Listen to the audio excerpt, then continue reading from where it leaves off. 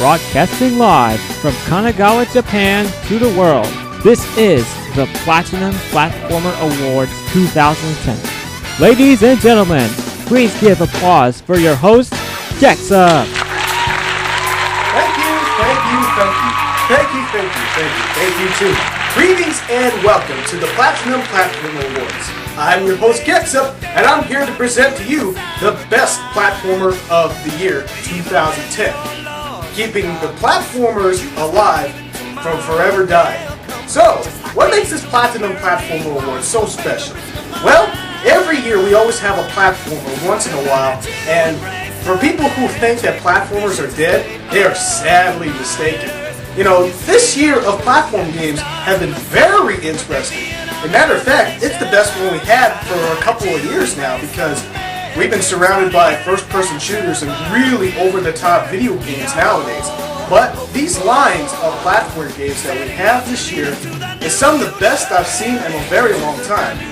I'm not kidding, this line of platformers that we had throughout the year was, without a doubt, pretty much one of my favorite lines that we've had in a very long time. But instead of talking about how great 2010 actually was for platformers, I'm here to announce the nominees for this Platinum Platformer Awards.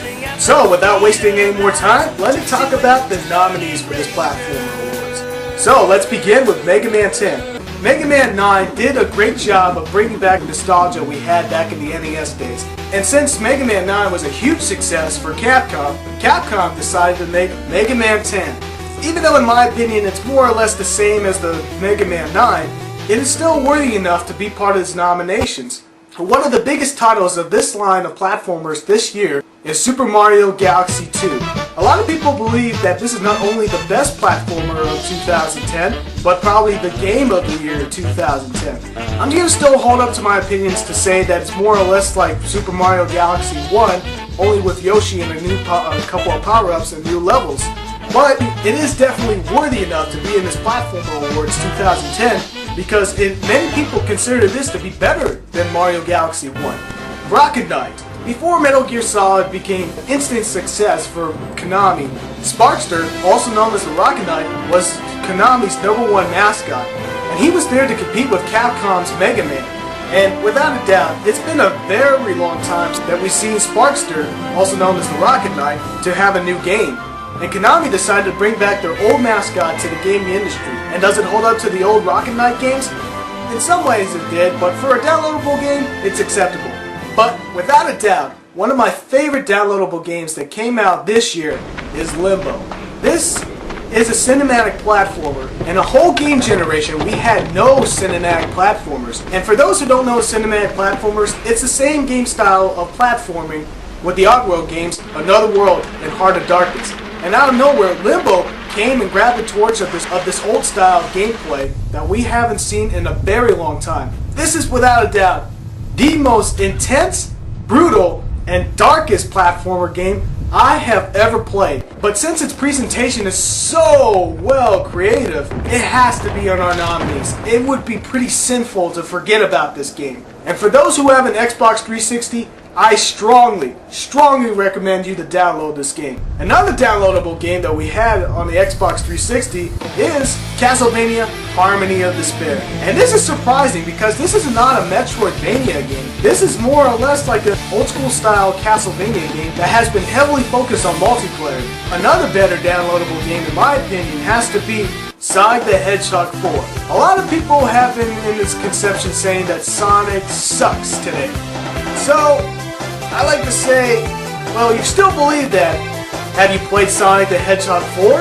Because this is a 2D Sonic game that is so good that it deserves to be a true sequel to Sonic the Hedgehog 3, despite the fact that there's no Tails or Knuckles in the game. But there is another downloadable platformer game that puts Sonic the Hedgehog 4 a run for its money, and it is Super Meat Boy. This is some of the most intense 2D platformers I've played. It takes a lot of knowledge and skills to play through this game, and if you want your platforming skills to put through the test, this is without a doubt the game you must try out if you really want to put your platforming skills to the test. But enough with the downloadable games. We have Kirby's Epic Yarn. and it's pretty much the best looking game I've seen throughout the year. It's really hard to tell if the designs in this game is programmed or actually made by Wool, where they cut it off and make it the same style like an FMV. But I have to say, this is pretty much the most colorful game I've played in a very long time. And speaking of colorful games, Sonic Colors, I have to say that, you know, a lot of people still say Sonic sucks in 3D, but Sonic Colors is without a doubt the best 3D Sonic game that I've played since Sonic Adventures and Sonic Adventures 2. I mean, throughout this game, I was really mesmerized by the colors being used in this game, especially for a Wii game. But I have to say, one of the best comebacks I've seen for a pretty long time, one of them is the Sly Collection. I know we have a lot of remakes this year, but this one is by far the most powerful remake that we had all year. I mean, we have Earthworm Jim, the HD remake, but I had to drop all those other remakes that we came out this year because this one actually has a lot of new features that I just cannot simply ignore. And most of all, it has a big surprise in this game. I mean, even though these are just 3 games into one, it has like motion controls, which I find really mediocre, but still, it still manages to make it in its nominations. We all thought that Sucker Punch has abandoned the Sly series just for Infamous. But for me, I have to say that the Sly Collection is definitely a fan service. I was pretty skeptical saying that this might be a game that's just a collection to satisfy all the fans who played it on the PS2 and wanted it to be on the PS3. But there's a lot of features in this game that you have to take a look as a Sly fan. Even though I don't really like the PlayStation Move, at least it's something I can use since I'm still waiting for a good game to come out for that damn thing.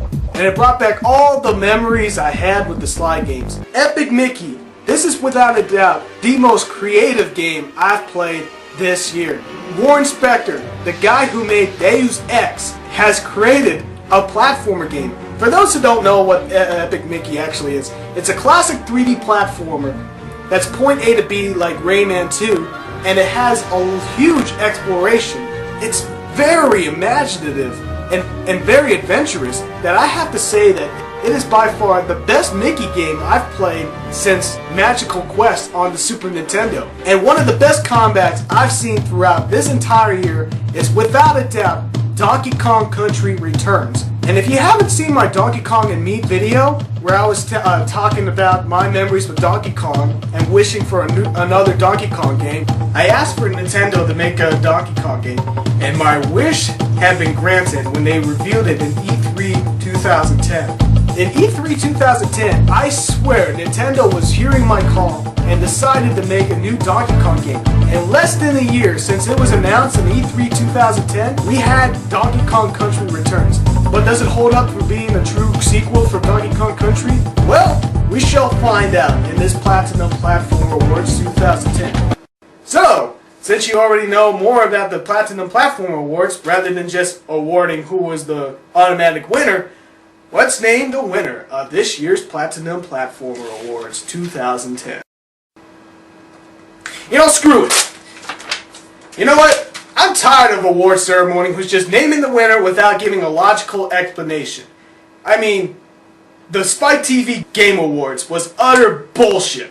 Instead of just naming the winner without any logical explanation, I'm here to give you another versus series. This is the Platinum Platform Awards, where all of our nominees are fighting each other to be the winner of the Platinum Platform Awards 2010.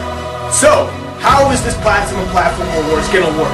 Well, I'm gonna give this 9 rounds. The first round, they need designs, soundtrack, and sound, platforming, innovation, collectibles, longevity, difficulty, creativity, and my overall opinion.